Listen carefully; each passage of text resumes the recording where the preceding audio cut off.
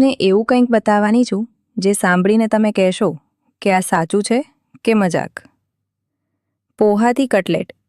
હા, એ જ પોહા જે સવારમાં બનાવો ને તો ઘરમાંથી કોઈ ખુશ થાય અને કોઈ ક્વાયટલી બહાર નીકળી જાય.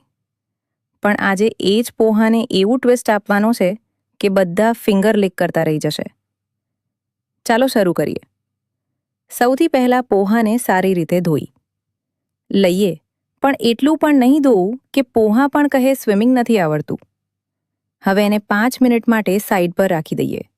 થોડું રેસ્ટ તો પોહાને પણ જોઈએ. હવે બાફેલા બટાકા લઈએ અને એને મેશ કરી લઈએ. સાચું કહું તો બટાકા વગર કટલેટ અધૂરા લાગે. હવે તેમાં એડ કરીએ લીલા મરચાં, આદુ, ધાણા, મીઠું, લાલ મરચું અને ગરમ મસાલો. થોડું લીમડાનો રસ પણ નાખી દઈએ, તેથી ટેસ્ટમાં મજેદાર ટ્વિસ્ટ આવી જાય. હવે સોકન પોહા એડ કરીને બધું મિક્સ કરી લઈએ. કુકિંગમાં લવ હોવું ખૂબ જ જરૂરી છે, એટલે થોડું દિલથી મિક્સ કરવું. જો મિક્સચર થોડું સોફ્ટ લાગે તો થોડું બ્રેડ ક્રમ્સ એડ કરી શકાય. હવે નાના નાના કટલેટ બનાવી લઈએ. શેપ કંઈ પણ રાખો, રાઉન્ડ, ઓવલ કે હાર્ટ. પ્રેઝન્ટેશન પણ ઇમ્પોર્ટન્ટ હોય છે. હવે પેનમાં ઓઇલ ગરમ કરીએ અને કટલેટને શેલો ફ્રાય કરીએ.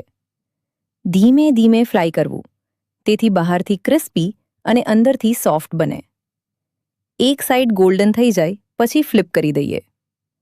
થોડા સમયમાં એ કિચનમાં એવી સ્મેલ આવશે કે કોઈ પણ ઇગ્નોર નહીં કરી શકે.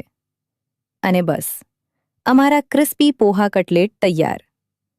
બહારથી ક્રન્ચી, અંદરથી સોફ્ટ અને ટેસ્ટ એવો કે પોહાને તમે અંડર એસ્ટિમેટ કરવાનું બંધ કરી દો. સર્વ કરો ગ્રીન ચટણી કે કેચઅપ સાથે અને ફેમિલીને કહો કે આ પોહા છે. એમને વિશ્વાસ નહીં આવે. જો વિડીયો ગમ્યો હોય તો લાઇક, શેર અને ફોલો જરૂર કરજો, કારણ કે આવી સિમ્પલ અને ટેસ્ટી રેસિપીઝ હું લાવતી રહીશ.